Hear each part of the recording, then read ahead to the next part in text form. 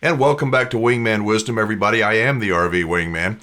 If you've not yet subscribed to the channel, I hope you'll do so. I'm a campground owner, former campground owner, lifelong lover of RVing and the great outdoors.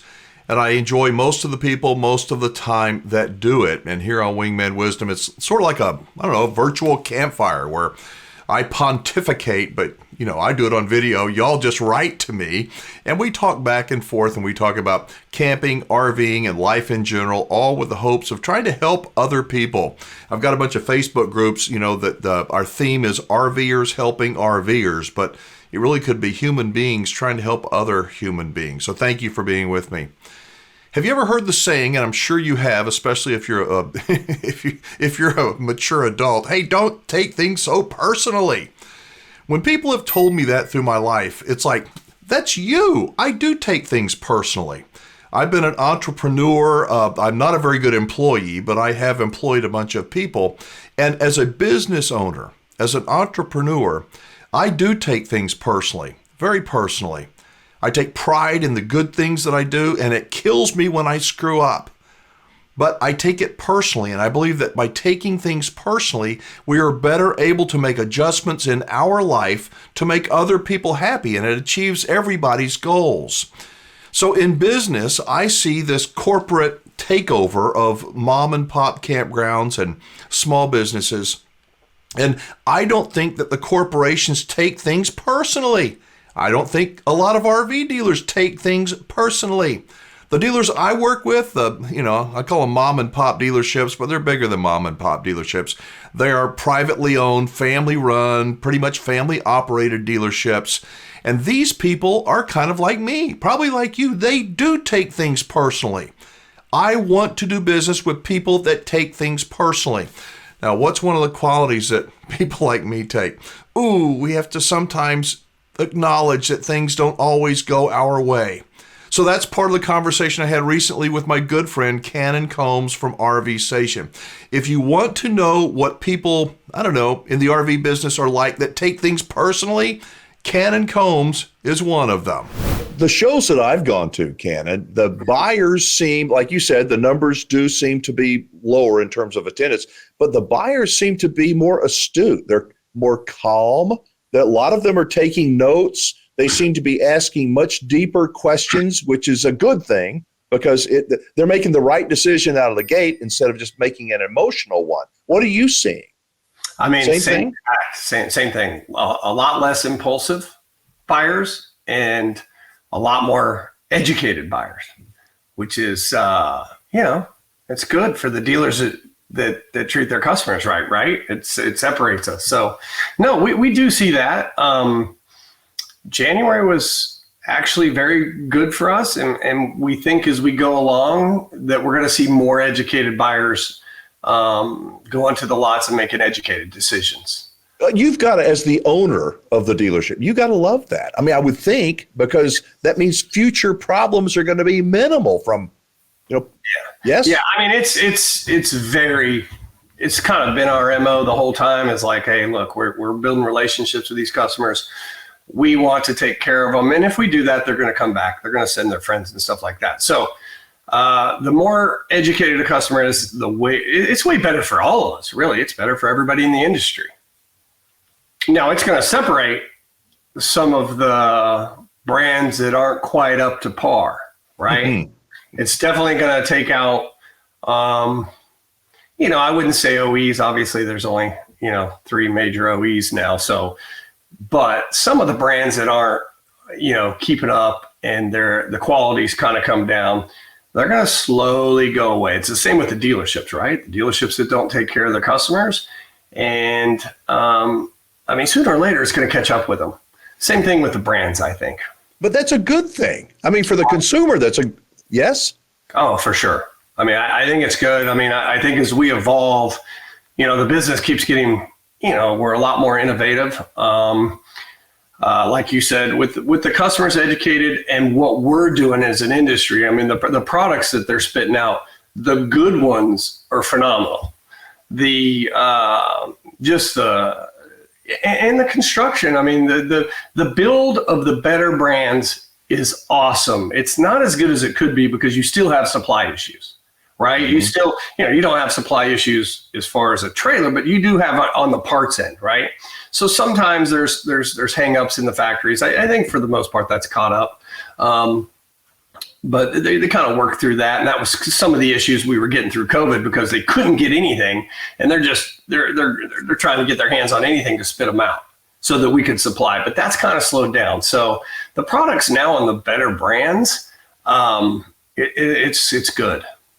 And isn't it true that the manufacturers, the yards, as they say, are full up in Indiana, and the manufacturers are not working, not putting as many out as they were in 2021 and 2022. So the quality, like you said, the quality brands, they've got the time enough to really put into building a good unit. Yes? Exactly. Oh yeah, they're not building. Now they were through 22. They started building. I mean, at the end of 21, I was higher than I've ever been. At the 9 locations that I have, we were probably $12-15 million higher dollar-wise in inventory than we had ever been. So they were building. January, February, March comes, and we're selling through. Well, as you sell through and the rate of the business is going, we're like, hey, dude, we need more and more and more. Keep bringing it. And then May came. Then May came, and it slowed by a lot. So it didn't stop. I keep hearing people say, oh, it just turned off. It didn't turn off. I mean, we were okay. We're healthy. But it slowed immensely. So, the OEs definitely had to adjust. So they started slowing. They didn't slow down summer because we're in summer, right? That's the peak season. So they keep building. But as the year went on last year, they slowed and kept slowing. Some were, I don't want to speak for them, but I think some of them, took a couple weeks off in December and maybe even January. There's some that are still not building. I think the better brands, they've always kind of stayed steady. They have the best customers, the best dealers, in my opinion, and the customers are getting more educated, so it just keeps on going. Yeah, I appreciate that. I'm glad that I think that's why we get along. I know that you trust us in saying, hey, RV Station is the one, and I got to tell you, I'm very humbled by it, and I appreciate it.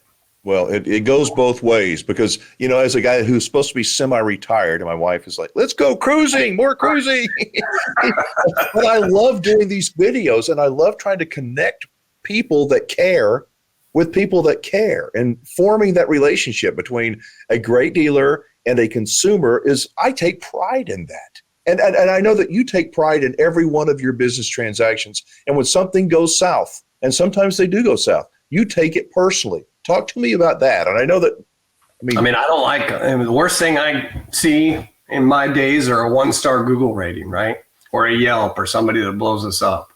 I mean, it's just like, it's a knife. And yeah, I personally get involved and I'm personally on the phone with the customers and seeing how we can, make it right.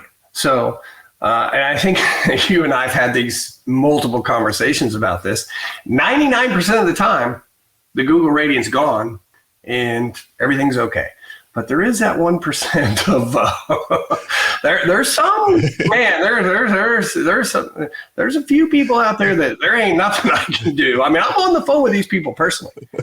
I'm telling you, and it's like, maybe a lack of common sense or logic, some things. I mean, I literally had a guy hang up on me yesterday, and he's like, you need to get your lawyer. And what I want to say to him is, I don't need to get my lawyer. You need to get yours. You don't need to get my lawyer. You don't need one. He's just like, okay. Like, listen, this customer came in, we fixed everything. We had it for 2 weeks longer than he wanted because we're at the mercy of these parts. Alan, you understand that, right? Absolutely. But I have to tell you, we bumped this guy in front of a lot of people. And a lot of people are patient. It's the RV business, but we didn't even cost him a trip or anything. He's just, it's anyway. You know what? I believe that there are some people out there that will pay to be miserable and to make everybody miserable around them, that their level of expectation is too great. And visit with me about that. What do you think people need to have in terms of their mindset, the proper mindset and levels of expectation at dealers? Because if they go in and they want to What are your thoughts about that? I mean, an expectation as an RV owner, if you're not an RV owner, you got to understand they're like going down the road, twisting and turning and hitting potholes at 55, 60 miles an hour, right?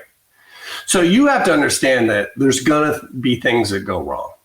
So, should they go wrong? Do they go wrong in a high percentage? No. But what I've always told people back in 97 when I started in this business, I'm like, hey, look, I mean, I was trained to say this at this dealership I worked for. They said, hey, look, take it close. I was in LA, go to Big Bear for the weekend, bring us a list. We still do that. We're like, hey, look, go close. If you can, make us a list. And, we're not the end of the assembly line, but things are going to go wrong, and then we'll get them right. So in a sense, we kind of become the end of the assembly line, but not in a bad way. But the customer's expectation should be, look, I'm going to go out and I'm going to have unbelievable memories. And yeah, everything may not go perfect, but that's why you've got to rely on your dealership that you buy it from, right? There's a lot of dealers out there that the expectation is here, you bought price, and when you have problems, take it somewhere else. I mean, I got a couple dealers across the street from me and a couple BTAs, a couple markets. I've done make-readies for them. It's like, and guess what? I'm going to sell that customer the next time. So your expectation should be, it ain't going to be perfect, but make sure that you have a good relationship with the dealer. In terms of the make ready, in terms of the walk around, picking up my new RV from RV station, what do y'all do different, or does everybody do the same thing? No, we're the logistics of ours is from top to bottom and from front to back. We want to go over the RV. We want to explain the RV. Now, I remember talking about this, and if you're on your third or fourth RV, we've had customers that just say, hey, man, I don't want to walk around. I don't need to walk around. And to be honest with you, I've got a couple customers that probably know more about them. I mean, our walkthrough people are pros and they know a lot of stuff, and they know everything about the RV. They're good, but they don't have the experience of being out in certain things like those customers do. So some of the customers are like, look, I've been there, done that. I don't want to spend the next 2, 3, 4 hours going through the coach. We do have, unfortunately, we have newbies. We'll keep referring to them newbies, first-time buyers that come in and they're in a hurry. Those are the ones that I get the phone calls from that are like, well, you didn't show. You had to go. I mean, you said you had to, and we tried to, and blah. You know what I'm saying? It's like, okay, but slow down, take your time. Take your time. Especially if if you're a first-time buyer, even a second or third-time buyer, enjoy the experience. That's where part of the relationship comes in. Make notes with the salesperson or the person doing the walkthrough. Ask questions, videotape things so you don't forget how certain things work. I mean, you want to learn. You want to learn everything about it, right? You want to know. It's just like buying a new car. You don't jump in the new car and drive off. Although I'll tell you, I do. Okay, I'm gonna bring this up, and I'm not gonna name a name, and I don't want to name a location. Okay. But I know of one of your really good employees that at one point they bought from you, and they were not a very happy customer. Oh yeah. But they not only did do you know who I'm talking about? Can you explain a little bit of the situation? But that now they sing the praises of Cannon Combs at RV Station. So what's funny is I don't know who you're talking about because I think there's multiple.